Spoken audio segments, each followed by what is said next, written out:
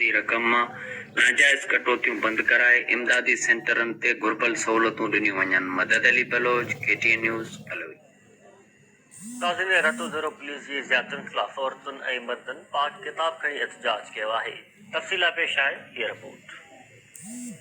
ॻोठ मक्कन जलबाणी ते SHO रते देरो जी अॻवाणीअ में पुलिस अटाला साण करे चढ़ाई कई। पुलिस चढ़ाई दौरान औरतुनि ऐं ॿारनि में कीहट पइजी विया, जॾहिं त तलाशी दौरान मुबैना रते देरो पुलिस जी फायरिंग में हिक औरत ज़ाहिदा ख़ातून ज़ाल राशिद जलबाणी खे बांह में गोली लॻण सबबि सख़्त ज़ख़्मी थी पई, जंहिं बैदि जलबाणी बिरादरीअ जे औरतुनि ऐं ॻोठाणनि पारां रते देरो पुलिस ख़िलाफ़ पाक किताब खणी रते देरो जेकाबाद इंडस हाईवे ते एहतजाजी मुज़ाहिरो कयो।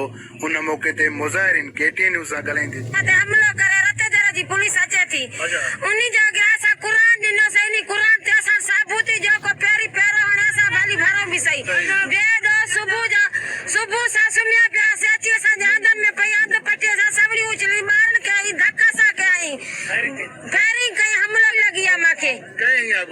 पुलिस वाले हींअर छुटे हींअर छुटो जेको रते देरो जी पुलिस जी तरह सुबह से असांजे अॼु सभु पिया थिए ढल ढल पुलिस ने अॼु घर में फायरिंग शुरू कई, असांजे बच्चनि खे गोलियूं आयूं अची, असां वञूं करे ग़रीब ने कंहिं जहिड़ा रते JSA जो छुटो सही, असांजो मुतालबो आहे त असां इंसाफ़ थिए सही, असांजो ज़ुल्म बंदि थिए। रोड बंद कैसे असां घरनि में पुलिस बिना गुनाह असां कुरान लिखाइसे असां फायरिंग कई अथनि, असां कुरान खाइसे असांखे धक कुंदा धक असांजे बच्चनि खे असांजी अदालत कयो जुबी न आहे बिना गुनाह जो रते देरे जी पुलिस ज़ुल्म कयो अथनि।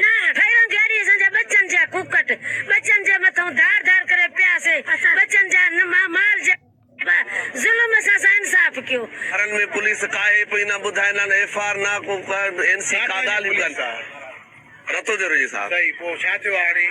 बस असांजे गोलियूं हाणे उहो माई खे ज़ख़्मी करे ढोर ज़ख़्मी थी पिया ज़ाहिदा ख़ातून असां जो माल मारे विया उन मां 4 मेयूं असांजूं गुम थी वियूं आहिनि, उहे असांखे न मिलियूं आहिनि।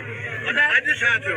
अॼु अची घिरियो त शाहनवाज़ असांखे ॾियो, असांजे ॻोठ में शाहनवाज़ आहे कोन कोई, असां चयोसीं असां वटि काई शइ बि न आहे, तव्हांजो साबूत असांजे ॻोठ में अची धक हईं फायरिंग कयईं, उन्ही में असांजी ज़ाहिदा ज़ख़्मी थी पई।